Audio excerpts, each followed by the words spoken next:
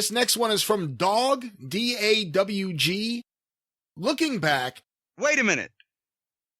D-A, oh, I thought you said D-A-double-G. I was going to say that would be Dag, but D-A-W-G, dog. Yes, dog. Oh, dog. Looking back. The Bounty Hunter! Looking back. You know that's Ozzy Osbourne doing that shit. I did not know that. Ozzy Osbourne sang The Dog, the Bounty.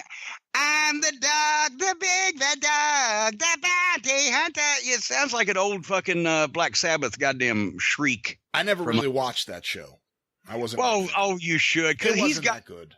He's got like 17 fucking children by 18 different women, and Beth is a gimmick. She's like goddamn inflatable Dolly Parton fucking parade float, and all the goddamn just fucking cretins and miscreants that populate the program that they. I used to watch it all the time. I just had Dr. D. David Schultz on my show telling me bounty hunting stories. That's the show I want to see. Yeah, but see, that's the thing. It's like a parody, because now if you had a TV show and they tried to, they pitched it, but if you had a TV show about Dr. D. David Schultz chasing people down and catching them, then you'd have a drama. But what you got fucking with Dog the Bounty Hunter was a lot of them hiding behind the fucking phone booth and then using their walkie-talkies and then moving into it. There was actually more action on the South Park fucking parodies when Cartman come out with the fucking bear mace and everything. But John Cosper just uploaded recently to his Eat, Sleep, Wrestle YouTube page. It's a video of Dr. D on Channel 7 News, ABC here in New York. And it's like the reporter is doing a special about bounty hunters, and he's going to a house with Dr. D. And everything's calm. And I'm thinking, like, Dr. D knows the cameras are there. The guy's filming. The guy's like, and we're here with a former professional wrestler, Dr. D. And Dr. D gets the guy down. He screams at the woman. He's like, I will blow your head off. It's all on camera. It's amazing. It's so good. That's what I want to watch. I want to watch more of that. But here's Dog's question. Okay. He did have a question. Looking back, how would you have handled Sting's first world championship reign? Could Sting have been a draw as champion? Also, why didn't they have Paul Orndorff turn on Sting at that time and challenge for the belt? It seems like a no-brainer. Well, Paul Orndorff wasn't there the first time, wasn't in the company the first time Sting had a title reign. Well, he was, but he was a babyface. He was on the Dudes with Attitudes. Was he? That's right. And then he went back when Watts brought him back in. Okay. Yeah. Well, goddamn, nevertheless, a lot of it was not Sting's fault. His first time as champion obviously was a popcorn fart. Because for a variety of reasons that we have noted here lately on some of the programs when we've done the deep dives into history.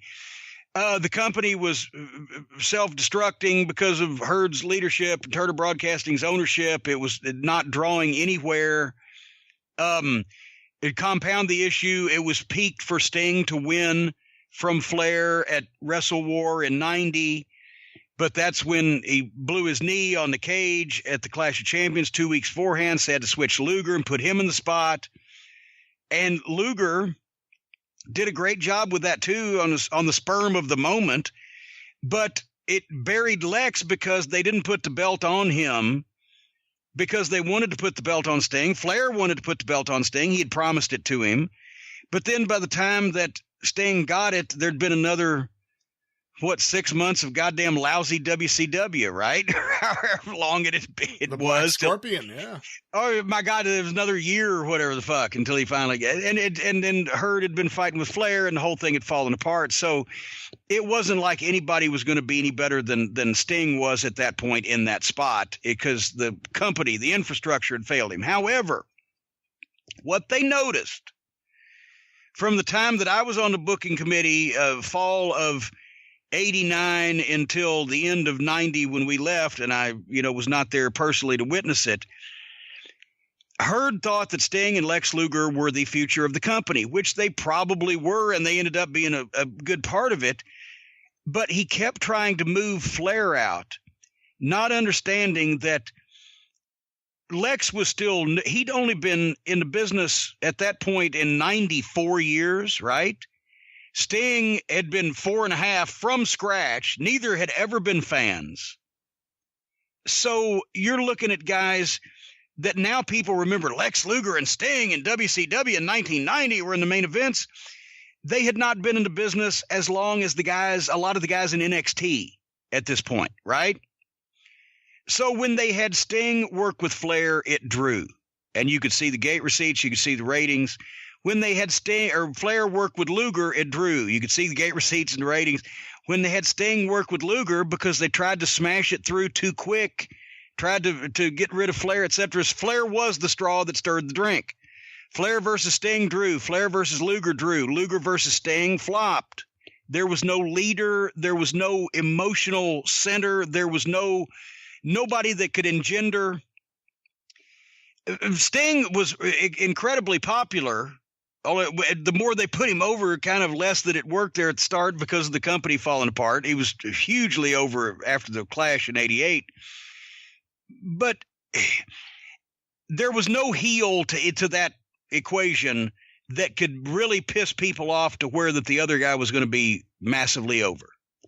Lex was a better heel probably than he was a babyface because he was naturally dislikable because he was aloof and superior, but he wasn't a heel that you fucking hated. And he couldn't do that. He couldn't be a person on purpose that people just hated with a passion. Were you still on the booking committee? Was it still the Flair regime when the talks with Kerry Von Erich were going on in 1990? Because he, no show to television taping, and then he went to work for Vince, right?